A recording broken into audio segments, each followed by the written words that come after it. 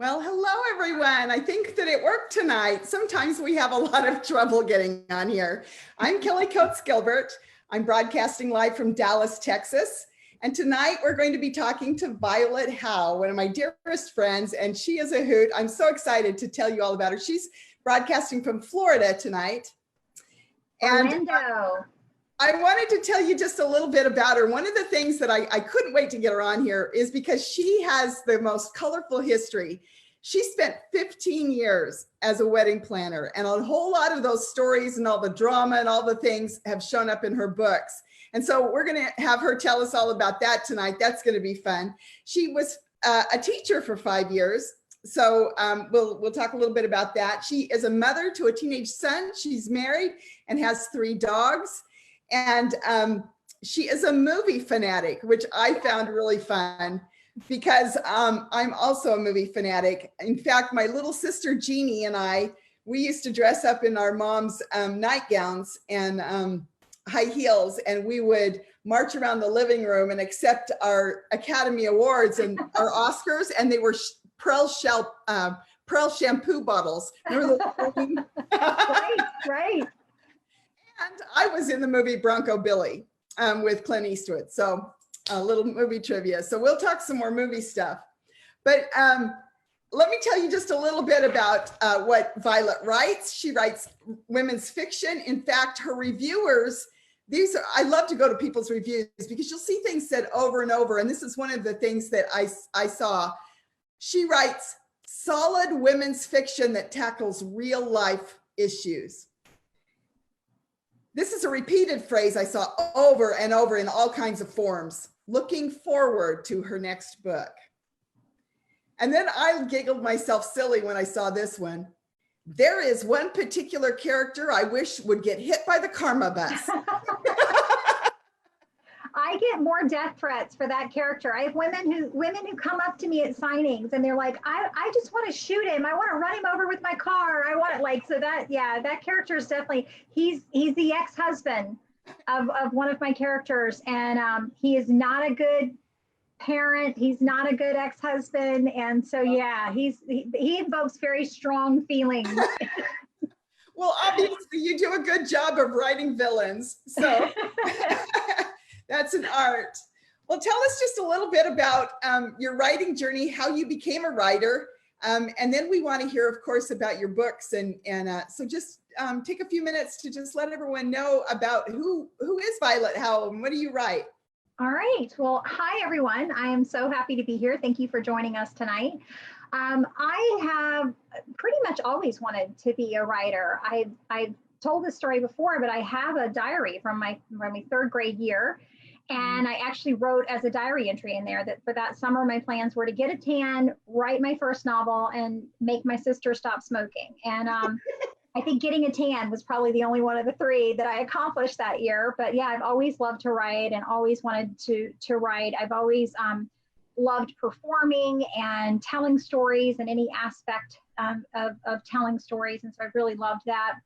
And it was something that I always thought I would do at some point. Like when I was doing weddings, at some point I was going to write a book about, the wedding experience, because it's definitely a unique point of view as a wedding planner. And then when I was teaching, I was like, well, at some point I'm going to start, maybe on the weekends I'll start writing or whatever. And as any of you who are teachers know, that job takes so much energy and so much time and so much creativity. And there are some really talented people who are able to juggle both and teach full time and write. And I found that I was not one of those people. So in 2012, my husband came to me and said, I really feel like this is something you're supposed to do. And so why don't you quit teaching? What? I love him already.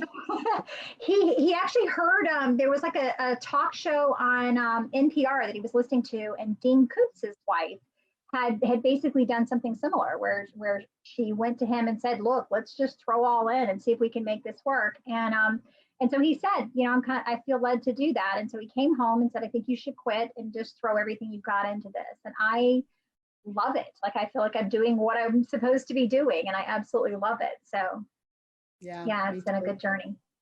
Yeah, I mean, I was a former legal investigator and worked for big law firms and did white collar crime work and worked for the Justice Department for years. But it was a wonderful career. But this, this is Yeah. what I was meant to do. Yeah, I've had several different careers, and I've loved them, and I've enjoyed them, and I've loved the people that I've met doing them and the life experiences, that I've gotten from them.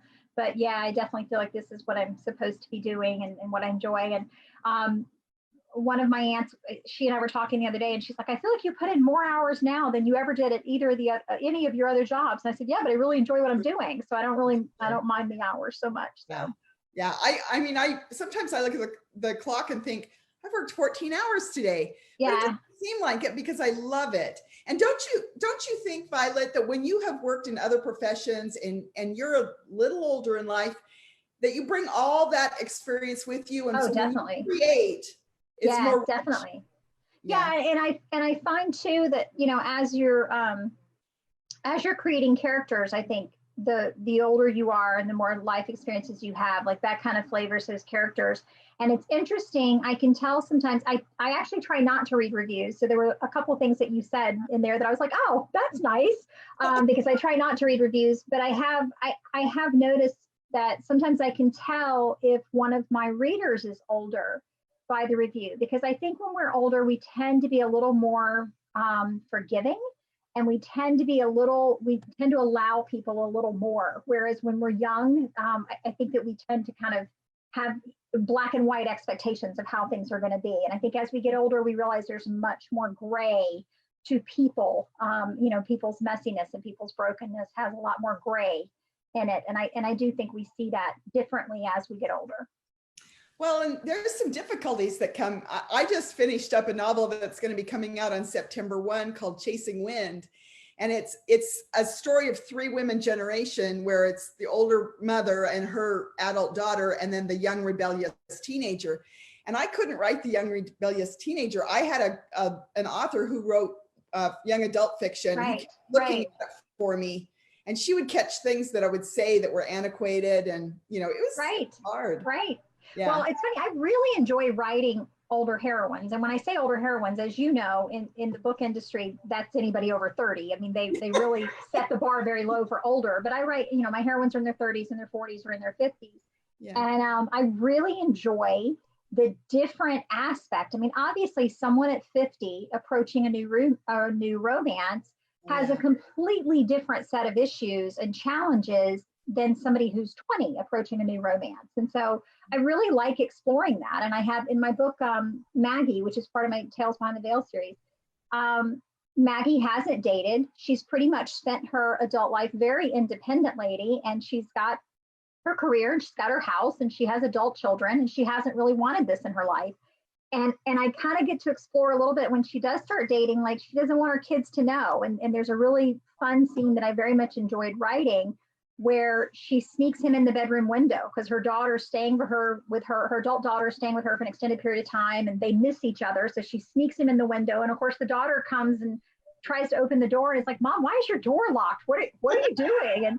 And so it's kind of like almost like a role reversal of, rather than the teenager sneaking someone in and the parents catching them, Maggie has snuck someone in and is worried her adult daughter is going to find out. So I enjoy that. I enjoy kind of exploring those, the different things that they encounter, whether that be the opinion of their children about them dating, or whether that be, if they've both got a house and they both have careers and they both have their own lives, then, what is giving up in order to come together. And obviously you don't get to that point without having some hurt and without having some past, shall we say, baggage that you're bringing in. And so I really enjoy those older romances. I enjoy the romances where they're, divorced or they're widowed, or there's a reason they're not already attached, that there's things they're going through. So I like that. I like that extra layers of complications. One of the things that I claim to write is romantic women's fiction. And that's really different, I think, than the kind of like domestic thrillers or the Jodi Picoult kind of novels that are really, tense issues. I've written a little bit of that in some of my earlier books, but I find that especially right now in this COVID season, and for me personally, I've really enjoyed writing that community, the small town, the very hopeful stories. I fell in love, my first series, I always read standalone novels until I hit the Mitford series. The Mitford series by Jan Karon was, oh my gosh, it just sucked me in. And I fell in love with Father Tim and Cynthia and all the characters. And I'm finding that's a really hot genre right now.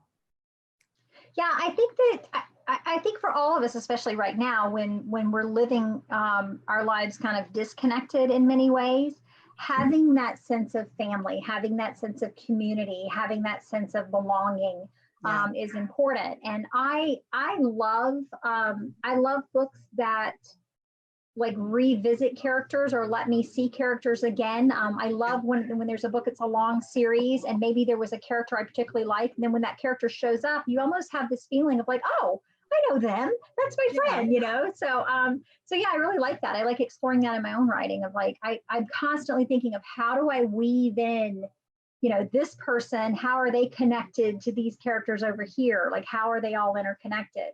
And Because I think that we love that. I mean, you know, I came from a small town and you know, cousins and uncles and everybody knows everybody.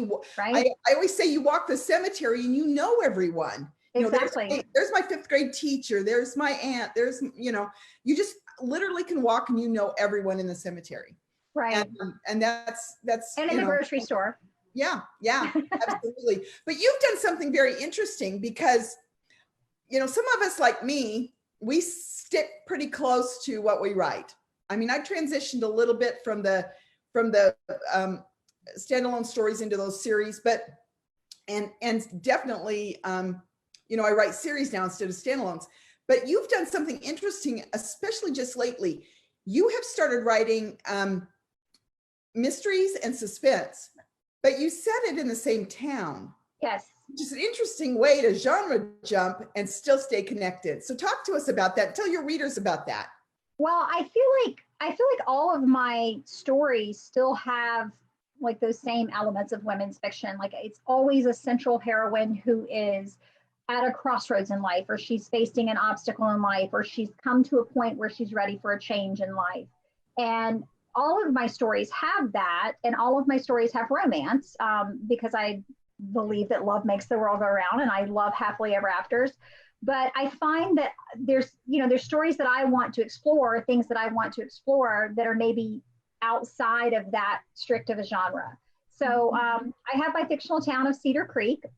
Yeah. And within Cedar Creek, I have Cedar Creek Families, which is basically romantic women's fiction. It's always exploring a central heroine and her family relationships, her friendships, and of course, her romantic relationships and whatever she's going through in life at that time. But then I also have Cedar Creek Mysteries. And in Cedar Creek Mysteries, they are paranormal mysteries. They have ghosts in them. They're not scary stories. They're not horror stories, but they do have ghosts in them, and they have a mystery for the heroine to solve.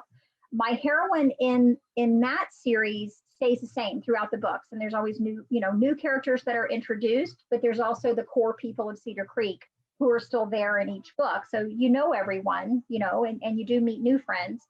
And there's always some type of mystery that she's trying to solve against the backdrop of she was an international movie star. She's been a scream queen since she was 16. And the studio fired her at 29, and she came to this little tiny town to kind of escape her life. So I have kind of those storylines. There is her romance with the small town deputy. There is whatever mystery is going on that she's trying to solve. And there's also her kind of figuring out where she's at in life now. Is she going to take another movie role? Is she getting recognized every time they go out to eat? Like just different things that are happening to her. So I kind of have all those storylines interwoven throughout the mysteries. Well, very contemporary. Yes. Yeah, definitely. So, and then I'm working now on suspense. What did you say? You just had a new release. I did just have a new release. The Phantom and the Footlights is volume 3 in Cedar Creek Mysteries. And in that one, Sloan has decided that she wants to bond more with the community. She wants to fit in more with the community because, of course, with all the paparazzi following her, she's got a little bit of resentment from some of the community members. And so she decides to join the community theater. and every theater needs a ghost. So of course, once she joins the community theater, there is a phantom there in the footlights, and she has to try to figure out what this phantom wants and how to appease him so that the show can go on. Oh, sounds good. So, when did you decide to start doing that kind of genre jumping? Is that something that you always had in mind, and is that what you like to read? Is there something that, propelled you to do that? I like to read a little bit of everything. As long as the characters are strong and engaging and the story catches me, I will read pretty much anything. I can read sci-fi, I can read historical, I can read contemporary. So, pretty much anything as long as I like the story. Yeah. And when I first started writing, it really honestly was a lack of education on how it was supposed to be done. Like I just had stories in my head that I wanted to write. One of them happened to be about a wedding planner who had grown up believing in fairy tales, but suddenly found that in real life, she wasn't finding Prince Charming, that all the dates she was going out on were surprisingly not charming. And she's surrounded by love and romance every day at her job. And she's looking at all these brides thinking, well, what's wrong with me that I can't find someone? And then another story that I had an idea for came from a dark road that I drove down on the way home at night. And this road had a large curve that went around a lake. The lake came right up to the road, to the point that if it rained heavily, it would flood the inner lane of the road. And there were these really tall trees that had Spanish moss hanging from them. And at night, the trees and the Spanish moss would sway. And I'm scared of the dark. So I would always, my imagination, I would go, oh my gosh, if I ever broke down on this road and this curve, like I can't imagine having to get out of the car. And that kind of like kept morphing in my mind until it became this woman who was staying at a cabin there in the curve. And due to a lack of cell phone service, she has to go down to the road to try to get out from under the trees. And that's where she encounters the ghost. So it wasn't even something that was purposeful on my part of like, oh, I'm going to write a paranormal story. Oh, I'm going to write, a romantic comedy. It was more kind of like, this is a story that's in my head that I'm interested in, and I want to write it and see where it goes. And then afterwards, when it's time to market it, is when I go, oh yeah, I have to figure out what label goes on this story. Yeah. So I find that a lot of my stories don't fit neatly into a shoebox of they're this or they're this. They kind of tend to merge and flow back and forth between the shoeboxes and the labels, because it's not like a purposeful, I think I'm going to write, in this genre, or I think I'm going to write this kind of story. It's more kind of like, this is what's going on in my head, and let me develop it and see where it goes. So, and that's so common. I hear that a lot, that there are a lot of authors that characters just speak to them. They this movie starts playing in their head, and the story starts developing, and they're almost compelled to write it. Yeah. And the times that they put it aside to write what they're supposed to, or to write the next book in the series that they're on, or whatever, that other story just keeps, and I hear that a lot. Yeah, and I can almost tell when I'm wrapping up a story, like when I'm coming to the end of a story, because my mind will start being more focused on the next story. Like the next story's conversations become louder in my mind, or become more prevalent in my mind in the current story. And that's how I know, like, okay, I must be getting close to the end here, because my mind's already shifted. Yeah. So yeah, there's definitely a lot of conversations. I'm what they call a pantser. I don't outline everything out. I don't plot everything out. Yeah. And so I just kind of write the story as it comes to me. And sometimes it's a surprise. Sometimes I'm like, oh, okay, I didn't know we were going there. So I have like a general idea of where the story is going to end. I kind of know how everyone's going to end up, but how they get there and the different paths they take between point A and point B is a surprise sometimes even to me. So.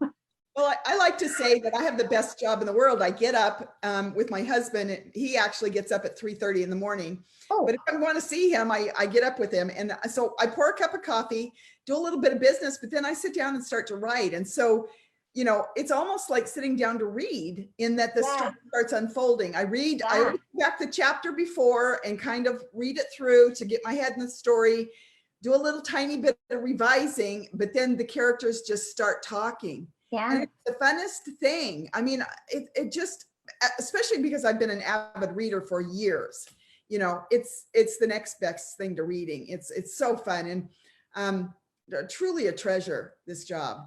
Well, I think that, I mean, we all as readers know that we can start a book and escape into that world. That's right. And if the book is written well enough and it's engaging enough, we almost, like, even when we put the book down, kind of feel like we're still in that world. You know, we kind of feel like we're still there with them, or we're thinking about those characters and wondering how they're doing or what they're doing. And it's funny because, you know, sometimes I'll get in that zone writing where I don't notice the passage of time. You know, sometimes I'll start writing at like 9 in the morning, and then my husband walks in and it's 4 in the afternoon. He's like, "Hey, what's for dinner?" And I'm like, "What time is it?" You know, having no concept. And sometimes he'll walk in, or my son, when he was still at home, he's in college now, but when they would walk in and say something to me, and like, I'm somewhere else. I'm not in the room with you. So it would take a minute. And my son used to laugh at me because whatever the question was, like if he said, you know, "Do we have any graph paper?" I would sit there and go, "Do we have any graph paper? Do we have any graph paper? Do we have any graph paper? Do you have any graph paper? Do we have any graph?" No, yes, it's right over there. But I would have to say that question over and over and over again to kind of like segue from, all right, let me pull out of the world I'm in and figure out what you need. And so he would always laugh at me. And it's a problem when you're writing and you start to get interrupted. I always do this. And that Ellen just knows, walk on, because because that conversation is happening. Yeah, it's almost like, and I saw someone wrote one time, and I wish I knew who it was so I could give them proper credit, but they said that it's really kind of like other people are talking and you're trying to write down what they're saying before you forget it. And that's exactly it. And if somebody comes in and asks a question, then it's kind of like, whoa, hold on, I got to get this down, you know? So, but yeah, it's fun. So you said you're a movie buff. I'm anxious to hear, what's your favorite movie? Oh my gosh. Favorite all-time movie. It is so funny because I just can't narrow it down. It really depends on mood. I love movies. And I would say definitely, you know, other than seeing my family, and obviously other than the sicknesses and losses of life that have taken place during this virus, not going to the movie is what I really, really miss, because we would go to the movie a couple times a month at least. And every year when the Oscars are announced, the Oscar nominations are announced, AMC Theaters does a Best Picture showcase where they show all of the Best Picture nominees back to back. And so I have a group of friends, we've been doing it for years, and we would go 2 Saturdays in a row and see, like, you know, 5 movies one Saturday and 4 movies the next Saturday, and you see them all back to back. And everyone in that theater is just as passionate about film. Nobody goes to the movie to see 5 movies back to back and sit in the theater for 11 hours if they're not passionate about films. And so there's like this collective energy of being in the theater and watching them, and you know, the emotional, yes, and the emotional reaction, everybody gasping together and everybody being silent together. And so I really miss that experience. But well, as far as my favorite, the way it is with books, I mean, you're in a story, and sometimes I wish I could just talk to someone and say, "Did you see what she just did to him in this book?" You know? Right. And well, it's funny that you say that, because right now I'm reading Midnight Sun. I was a big fan of the Twilight series when it came out, and I've like wanted for years for Stephanie Meyer to do Midnight Sun, which is Twilight from Edward's point of view. And so I have a little Facebook discussion group of readers who are reading along with me, and we're coming on and going like, "Oh my gosh," and discussing it. And I love that. I love like sharing that, you know, as we read, like we all relate to some of the same things, or we all swoon over some of the same things, or we're shocked by some of the same things. And so it's really fun to share that with movies and with books. I think that's, you know, it's definitely a better shared experience than just having it on your own. So that's right. Before, it's getting a little bit late, and so before we go, I want to make sure, I promised people that you were going to talk about your wedding planner days and how those storylines showed up in your book. So let's just do a little bit of a reversion there and tell us about that, because the one I read had me in stitches. And I mean, just, I could see it. I thought, oh my gosh, that is hilarious. Was that the purple dress? It was the very first one. Yeah. First one. Well, I was in the wedding planning industry for about 15 years. I started as an assistant to other wedding planners, and then kind of like, you know, moved up in various positions in that. And then I ended up owning my own wedding planning company for several years. And it's some of the craziest, craziest things happen at weddings and surrounding weddings. And everyone, as soon as you tell them that you're a wedding planner, everyone is always like, oh, that must be so glamorous. Oh, it must be so fun. Everybody must be so happy. And yeah, not always. I think that people are more emotional during wedding planning than they've ever been. You know, for the mother of the bride, she's pictured this moment since that daughter was born. For the father of the bride, he's counting every single penny.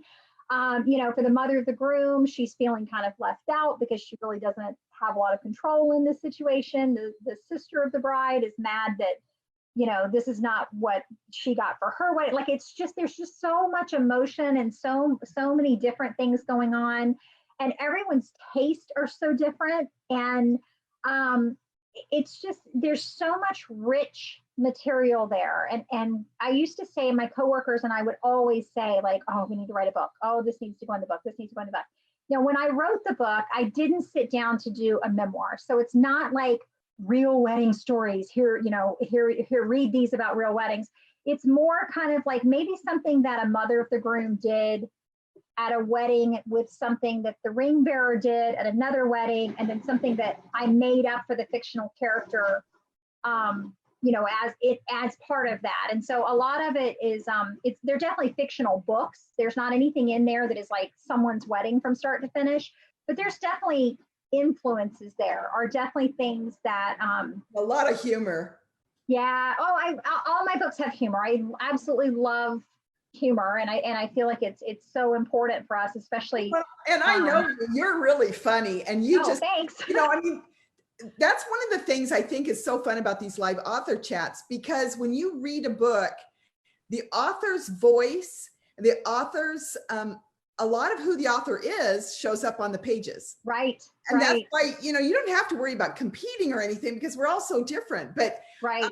I had read one of your books, and then when I met you at NINC, I went, of course.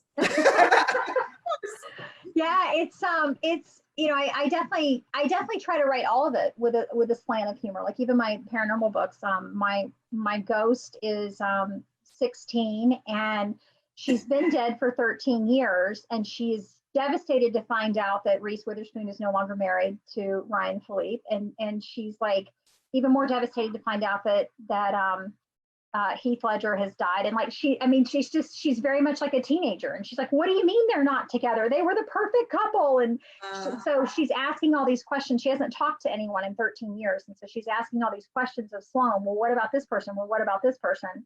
And so, before you go on, tell the name of that book and where they can buy it, because I know from reading comments after we get done, because we can't see your comments, some of you know that, but if you're commenting, we can't see them. But we'll go back when this is all over, and we'll answer questions and you know, kind of visit with you. But I have watched these comments, and when you start talking about a book like that, they want to know what the name is, because they're going to go pop over and buy it, and you should, because I would be happy to tell you. What I'll do is I'll tell you the first in series for each of my series, but I also would love to I'll do an ebook giveaway of the first in series. So that's three ebooks. And so for anybody who's comments on this video, what I'll do is just draw names from the comments, and then I'll give you your choice of the three. But if you're interested in the wedding stories, that is really it's romantic comedy / romantic women's fiction. It's not like a straight romance, because she has a lot of self-discovery to do in the first book. It's a trilogy about the same girl, and then there's the fourth volume is a spinoff of a character within that world. So that one is Diary of a Single Wedding Planner, and as she goes through the series, it's Diary of a Single Wedding Planner, Diary of a Wedding Planner in Love, and then Diary of an Engaged Wedding Planner. So as her love life progresses, so does the story. So Diary of a Single Wedding Planner, I'll give away an ebook copy of that. And then Cedar Creek Family, the first is Building Fences. Yeah. And that one centers around a 35-year-old divorced heroine who is trying to, that's the one with the villain. If you guys like good villains, that's the ex-husband that everyone hates. But she's dealing with him and trying to, like, you know, keep her family sane and together and take care of her kids. But she also wants to find her birth mother. She was given up for adoption, and she wants to find her birth mother. And on that journey is when she encounters the love interest. So that's Building Fences. That's the first volume in the Cedar Creek family. So I will give away an ebook copy of that. And then The Ghost in the Curve is the first book in Cedar Creek Mysteries, and that introduces Sloan. That is when Sloan is fired by the studio and comes to this little tiny town of Cedar Creek to kind of lick her wounds. She's staying in her aunt's remote cabin, and she has never believed in ghosts, even though she played a ghost slayer on film. She's never believed in ghosts, but in this little tiny cabin, she's kind of confronted with a real ghost and has to believe. Yeah, so that's The Ghost in the Curve, and I'll also give away a copy of that one. Oh, thanks. So, and then the people that are just meeting you tonight, where can they reach you? You have a website? I do. VioletHowe.com is my website. I'm on Facebook, Violet Howe Author, as my Facebook page. I'm on Twitter, but I will be honest with you, I never tweet. I'm a Twitter voyeur. I go on and read everybody else's tweets, but I never really tweet myself. I'm on Instagram, where I'm kind of obsessed with flowers and lights and chandeliers and food and books. And then I have a reader group named the Ultraviolets, and we have a lot of fun in there. They obviously are the first to know about anything with my books. They see the covers first, and they know the plots first and things like that. And they get characters named for them, and they get, little games that they can play to have things put in the books. But we also do a lot of games in there, and we talk a lot about books and movies. So that's a fun group. So yeah, you can find me any of those places, and I'll be happy to pop it in the links if that would help anyone. Yeah, in fact, that would be probably helpful. Just, when you tonight post something and give all the places where they can just pop over and find you. I'll be happy to. And then let's plan on you posting the winners for your giveaways in the morning. Okay. That'll give people time to do that. And we'll go on afterwards. So if you have any questions that you want Violet to answer, post those in the comments. Yep, and I'll keep checking back throughout the night and answer them. So thank you so much. And the way you enter her contest is simply to comment in any way, shape, or form underneath this video, and you're entered in the contest. And the way it works, someone asked me this week, if you had 5 comments, if you got 5 entries, and you don't, you're only in once. I use a program, it's 20 times, you're still only entered once. So it's, I use a program called Random Name Picker. And so I just transfer the names over from comments into Random Name Picker, and I click a button and it pops up a name. So it didn't, commenting more than one time doesn't increase your chances. So. Yeah.